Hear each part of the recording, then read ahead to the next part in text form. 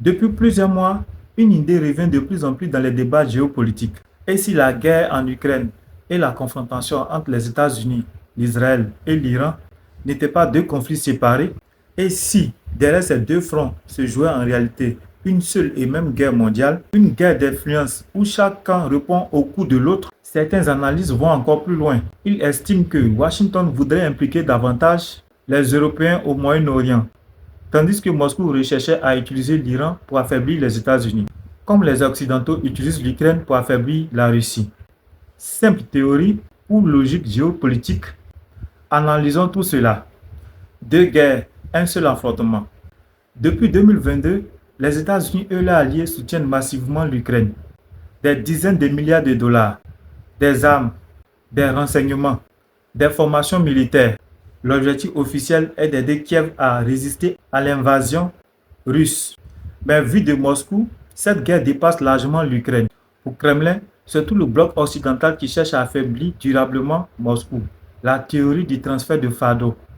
Selon certains analystes, Washington fait aujourd'hui face à un problème. Les États-Unis sont déjà fortement engagés en Ukraine. Ils doivent gérer la montée des tensions avec l'Iran. Ils doivent aussi soutenir l'Israël. Certains avancent alors une hypothèse.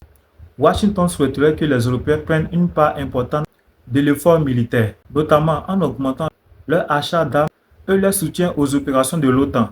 L'idée serait que les alliés européens assument davantage le coût de leur propre défense, tout en renforçant l'industrie américaine de l'armement.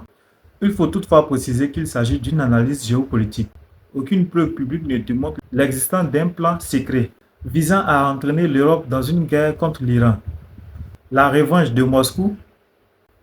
À l'inverse, certains observateurs estiment que la Russie pourrait chercher à compliquer la tâche des États-Unis au Moyen-Orient. Pourquoi? Parce que Washington aide l'Ukraine. Alors Moscou aurait intérêt à soutenir diplomatiquement, économiquement ou sur le plan militaire des partenaires comme l'Iran. L'objectif ne serait pas nécessairement de gagner la guerre à la place de Téhéran, mais d'obliger les États-Unis à disperser leurs ressources. En géopolitique, on appelle cela ouvrir plusieurs fronts à son adversaire. Plus un pays est engagé sur plusieurs théâtres, plus ses moyens sont sollicités. Le rôle de la Chine et de la Corée du Nord. Dans cette lecture, la Russie ne serait pas seule. La Chine entretient un partenariat stratégique avec l'Iran et la Russie. Elle soutient surtout ces pays sur le plan diplomatique et économique, tout en évitant jusqu'à présent une implication militaire directe. La Corée du Nord, quant à elle, est souvent citée pour son rapprochement avec Moscou. Ces rapprochements alimentent l'idée qu'un bloc formel se structure face aux États-Unis et à leurs alliés. Cependant, il faut distinguer les alliances politiques des preuves d'une coordination militaire totale. Une guerre par procuration mondiale? Au fond, chacun accuse l'autre de faire exactement la même chose. Les Occidentaux disent « La Russie est soutenue par ses partenaires ». La Russie répond « Vous faites la même chose avec l'Ukraine ». Les États-Unis accusent l'Iran de déstabiliser la région.